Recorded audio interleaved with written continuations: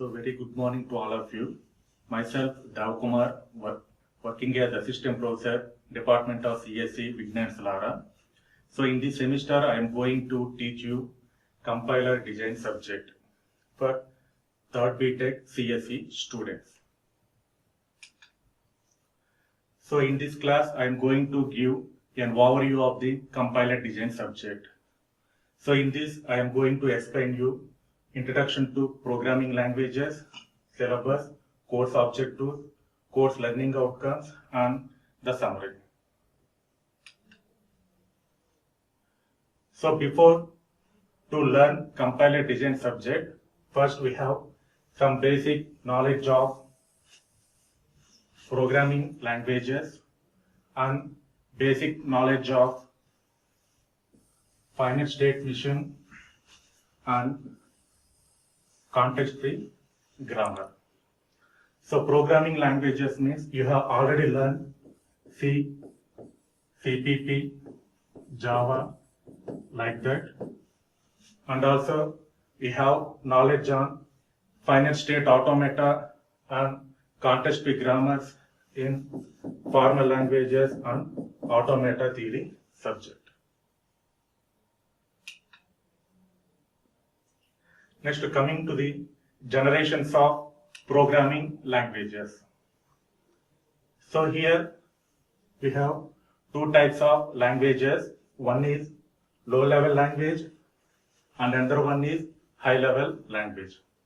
In the low-level language means we have two generations.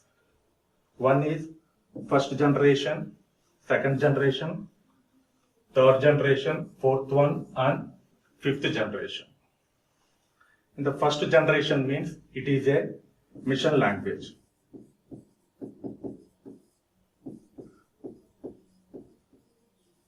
First generation is a mission language. And second generation is a assembly language. Second generation is a assembly language. Third generation is a high-level language.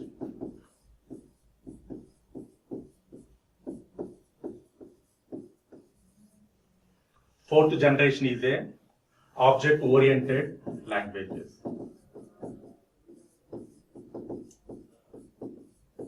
Object-oriented languages. And the last one, fifth generation, is it is related to a artificial intelligence. It is related to a artificial intelligence. So first one is the first generation of the programming language. So here the mission understandable language is a binary language. So it is so the first generation programming language means nothing but binary language or mission language or low level language. So it is a mission understandable language. So the mission understandable language is only zeros and ones. The mission understandable language is zeros and ones. So it executed very fast and it is difficulty to understand. Next one, complicated task and time consuming process, and it has some more chances of errors and it is very difficulty to locate the errors. And also it is important point is it is mission dependent language. So the computer understandable language is binary language. That is zeros and ones. And the second generation language is assembly language. Second generation language is assembly language. So in the previous one, the first generation, we are using zeros and ones. Whereas in this case, instead of zeros and ones, we are using mnemonic words. We are using the mnemonic words. Suppose if you take the addition operation, A equal to B plus C. Now write a assembly language by using the mnemonic words. Suppose load B into R0, load C into R1, and then perform addition operation and then store R1 into A. Otherwise, you may write move B to R0, move C to R1, add R0, R1, and then move R1 to A. So this is the first one is the source and the second one is the destination, and these are the mnemonic words.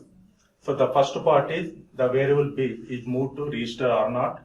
Next one, variable C move to R1 and then perform addition operation B plus C. So perform R0 comma R1 and the value is assigned to R1 only. And next one, the entire value, addition value R1 is moved to variable A. Variable A. So in this way, we have to write the mnemonics. So this is a assembly language. So in this case, we are using the translator. By using this translator, so the translator name is the assembler. By using this assembler, we have to convert the source program to a target program.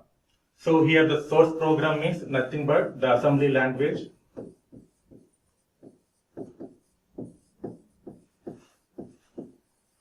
Source program is nothing but the assembly language, and this assembly language is converted into a target program or object program. So here the target program is binary language or mission level language, nothing but zeros and ones. And here some of the pros and cons. So here it is a less chances of errors, and also debugging is easy when compared to the first generation. And the second one is the cons. So here program will not run on another processor. Suppose if you perform A equal to B plus C on Intel machine, the same code will not work on IBM machine. The same code will not work on IBM machine. In the same way, know the details of hardware and addressing modes. And also here the source code is long and unreadable. The third generation is high-level language. The third generation is a high-level language. So it is a human understandable language. Human understandable language. So it is a mission independent language and it is programmer friendly. It is mission independent and it is a programmer friendly. Whereas the binary language means binary language is a mission dependent language. Whereas here mission independent language and it is programmer friendly because it is a the human easily understand, easier to read, write and maintain. And also here we are using the English words. So English words are used to denote variables, programming structures, commands and structured programming. Examples are Fortran, C language, CPP, Java. And the example is this one. So printer, welcome. Printer, welcome. It is a human understandable language. And the next one, here we are using some translators because before going to the compiler definition, first we need to define some definitions. So first we go for the translator. So what is a translator? So translator means nothing but it is a converter which converts source program to target program or object program. Source program to target program or object program. So in this case we have total 3 types of translators. 3 types of translators. One is assembler. One translator is the assembler. Second one is a compiler. And the third one is the interpreter. We have 3 types of translators. Already the assembler part is completed. What is the assembler? Assembler is a translator which converts assembly language to mission level language. Assembler is a which converts assembly language to mission level language or binary level language. And the second translator is a interpreter. Second translator is a interpreter. So here the interpreter means, in this case, the interpreter appears directly execute the operations specified in the source program on a particular input given by the user. It will be displayed the output directly. Meanwhile, any errors are occurred, it will be displayed as a error messages. And the third one is the compiler. It is our topic. Our title of the subject is compiler. So what is a compiler? So compiler means which converts source program to target program. So here the source program should be in high level language.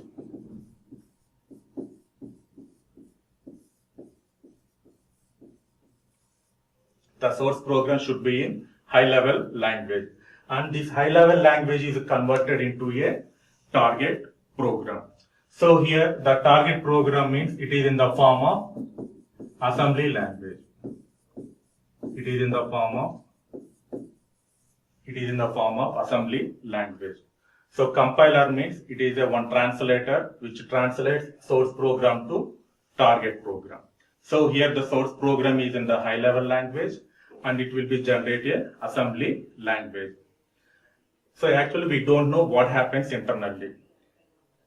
So here the input is the program and we will get the output, but we don't know what happens internally in the compilation process. So the subject will cover the internal process of the compiler. So the subject covers the internal process of the compiler. That is the compilation process. So actually this compiler is divided into two phases. This is a compiler input program and the target program. So the compiler is divided into two phases. One is analysis phase. This one analysis phase, and the second one is synthesized phase. Synthesis. This one, synthesis phase. So input is the source program. The source program input to the analysis phase. The analysis phase generate the intermediate code. So the intermediate code becomes input to the synthesis phase. So the output of the analysis phase that becomes input to the synthesis phase. That is nothing but intermediate code is input to the synthesis phase, and it will be generate the target program. Target program means it is in the form of assembly language. And also here again the analysis phase is divided into three more phases. One is lexical analyzer, second one is syntax analyzer, and the third one is the semantic analyzer. So this analysis phase is divided into three more phases. One is lexical analyzer, syntax analyzer, and semantic analyzer. Next one, the second phase. Again, the synthesis phase is divided into three more phases. One is intermediate code generator, and code optimizer. So total three: intermediate code generator, and code optimizer. Now again, this compiler, these two pages are divided again 6 pages. Now the diagram is like this. So first basic diagram is this one. Compiler, input is the source program, output is target program.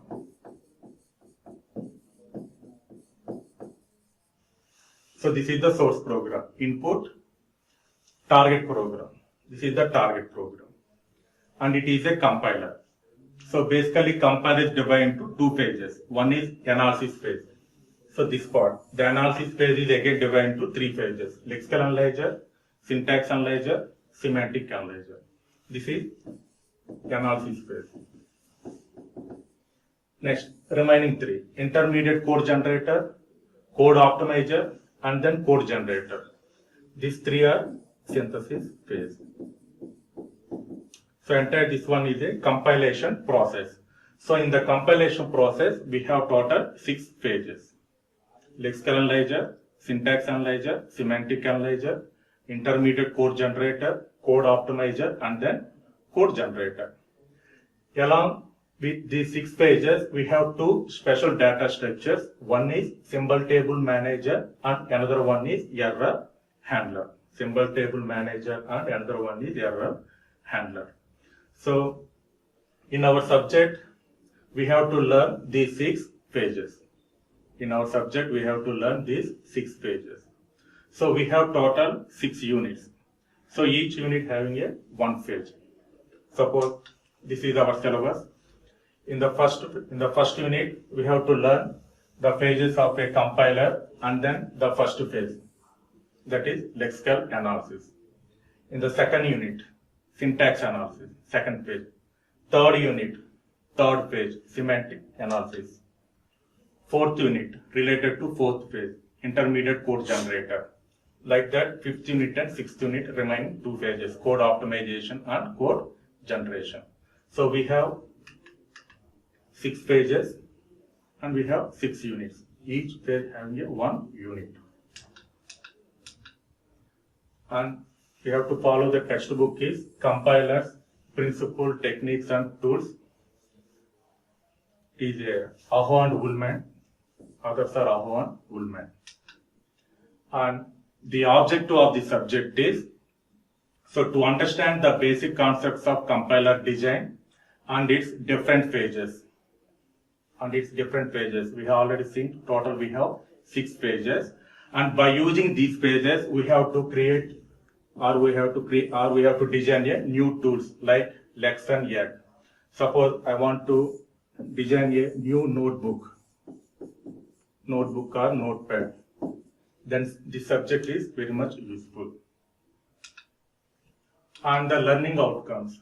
After completion of this subject, the student will be able to, the first one is acquire knowledge on different phases of a compiler and also different types of tokens and also different types of tools like Lex and Yak. Lex means lexical analyzer, Yak means yet another compiler. Yet another compiler.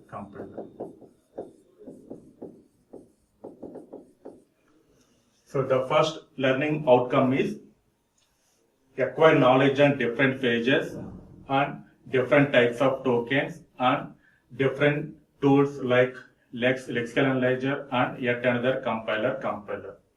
And the second one is acquire knowledge on different parsing techniques. One is top-down parser and the second one is the bottom-up parser. And the third one is we have to acquire knowledge on how to construct the parsing tables like SLR, CLR, LALR and LLR1 parsing tables. And also acquire knowledge on syntax-directed translations of synthesized and inherited attributes.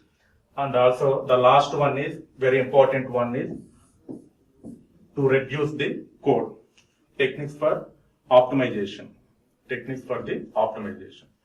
All these are the learning outcomes. Now, I will give you the brief summary about the today's class. The first one is now discussed about the generations of programming languages. Here we have discussed about the first generation, second generation and the third generation. Because we need not require the fourth generation, fifth generation. The first generation means it is related to a mission level language, that is zeros and ones. And the second one is assembly language. So assembly language means by using the assembler, the assembly language is converted into a binary language. And the third one is the high level language, which is human understandable language. And the next one is the translators. So we have different types of translators. One is assembler, interpreter and compiler. And the next one is the phases of compiler. So we have total 6 pages: lexical analyzer, syntax analyzer, semantic analyzer, intermediate code generator, code optimizer, and then code generator. So the 6 pages comes under the different units. Okay. Thank you.